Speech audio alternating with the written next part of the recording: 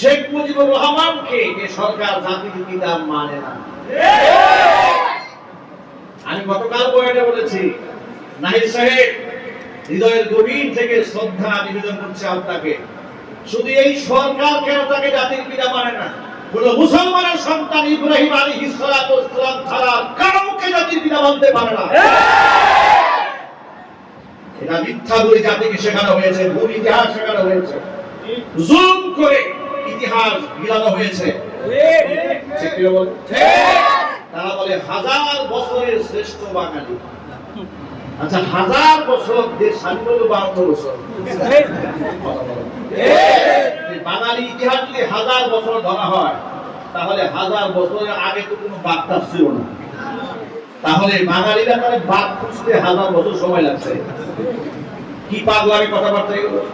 আবার তারা বলে যে না না, এটা হচ্ছে যখন আলেমরা প্রশ্ন করে ইব্রাহিম আলাইহিস সালাম জাতির পিতা, বলে না আমরা ওই দৃষ্টিকোণ থেকে বলি। তো কোন দৃষ্টিকোণ থেকে বলেন? বাঙালি জাতির পিতা। তো তাই যদি হয়, বাঙালি তো কলকাতায় আছে, আসামে আছে, ত্রিপুরায় আছে। এখন ত্রিপুরার বাঙালি শেখ মুজিবুর রহমানকে জাতির পিতা মানে না, কথা বলতে হবে। তাহলে এটাকে জোর করে আপনি কিভাবে চাপিয়ে দিলেন একটা মিথ্যাকে? তাহলে বাঙালি জাতির পিতা হলো না। বাংলাদেশ হিসেবে আমরা বাংলাদেশী, জাত হিসেবে আমরা মুসলমান। কথা বলতে হবে, ঠিক না? আমরা এই দেশের নাগরিক হিসেবে আমরা কি জুড়ে বলেন? বাঙালি না বাংলাদেশী? জিল্লায় বলেন বাংলাদেশী মুসলমান। বাংলাদেশী মুসলমান, বাংলাদেশী, এটা আমার দেশের পরিচয়, আমার জাতের পরিচয়, আমি একজন মুসলমান। এটা এমন এক জাতের পরিচয়, এটা সে পৃথিবীর যে কোনো কান্ট্রিতে হোক না কেন, যে ভাষার হোক, যে গোত্রের হোক, যে রঙের হোক, যে বর্ণের হোক, সে আমার ভাই। ঠিক না?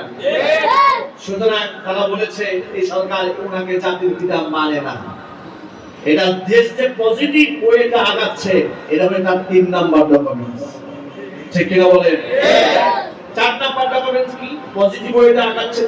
এই যে আজকে যে মাহফিলের আয়োজন তারা করেছেন, কর্তৃপক্ষকে আপনারা জিজ্ঞেস করুন এই মাহফিল করতে গিয়ে থানায় কয়বার যেতে হয়েছে? একবার না। এই দেখেছেন, আমি জিজ্ঞেস করছি কর্তৃপক্ষকে, মাঝখানে এরা বলে অনেকবার গেছে। এই মাহফিল আঞ্জাম দিতে গিয়ে একবার থানা যেতে হয়েছে। ইনশাআল্লাহ এই দেশের স্বাধীনতা, সার্বভৌমত্ব যদি মুসলিমরা কন্ট্রোল করতে পারে, আল্লাহর কোরআনের কথা বলবো, সেখানে মিথ্যাবাদী লম্পট ঘুষখোরের পারমিশন কিসের প্রয়োজন?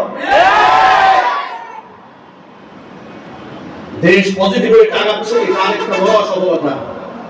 কোরআনের কথা বলতে পারমিশন লাগে না। এভাবে যদি আমরা ঐক্যবদ্ধ থাকতে পারি, যে কোনো পরাশক্তিকে মোকাবেলা করা আমাদের দ্বারা সম্ভব ইনশাআল্লাহ। সুতরাং আমাদের এই মুহূর্তে যে কাজটি করতে হবে, হৃদয়ের দূরত্ব কমিয়ে ফেলতে হবে, মনের প্রশস্ততা, ওয়াসাত বৃদ্ধি করতে হবে। কাফেররা চেয়েছে সারা জীবন আলেমদের বিভক্তি। আলিয়া কওমের মাঝে দেয়াল তারা টেনে দিয়েছে। কথা বলতে হবে। ওয়াহাবি এবং সুন্নি নাম দিয়ে বিরাট দেয়াল তারা টেনেছে। একদলকে সুবিধা দিয়ে আরেক দলকে নির্যাতন করেছে, নিষ্পেষণ করেছে, আরেক দল তামাশা দেখেছে। প্রকারান্তরে এমন অবস্থা হয়েছে, মায়ের সবাই খেয়েছে। কথা বলেন। সুতরাং স্বৈরাচারী বিদায় হয়েছে। দল মত নির্বিশেষে সকল মুসলমান এক কাতারে শামিল হতে হবে। আগামীর বাংলাদেশ কোরআনের বাংলাদেশ হবে। বলেন ইনশাআল্লাহ। ইনশাআল্লাহ। মতের ভিন্নতা থাকতে পারে, ইখতিলাফাত থাকতে পারে, মতের বৈচিত্র্যময়তাও থাকতে পারে, এটা একটা সৌন্দর্যতা, ভিন্ন মত থাকা। কিন্তু কারো প্রতি কোনো অশ্রদ্ধা নয়, কোনো গালাগালি নয়। যিনি আলিয়াতে বলেছেন তিনি আমার ভাই, যিনি কওমিতে বলেছেন তিনিও আমার ভাই, যিনি কুচাকুচি বলেন তিনিও আমার ভাই, যিনি পাগড়ি বলেন তিনিও আমার মুসলিম ভাই।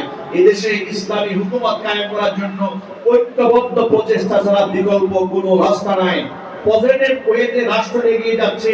যারা বিচ্ছিন্নতা করবে, তারা দেশকে, রাষ্ট্রকে পিছিয়ে দিবে, তারাই খেলাফত চায় না। জোরে বলেন ঠিক না? আমরা ঐক্যবদ্ধ থাকতে পারবো তো ইনশাআল্লাহ। ইনশাআল্লাহ। কারাকার বলবে হাত রেখে ইনশাআল্লাহ।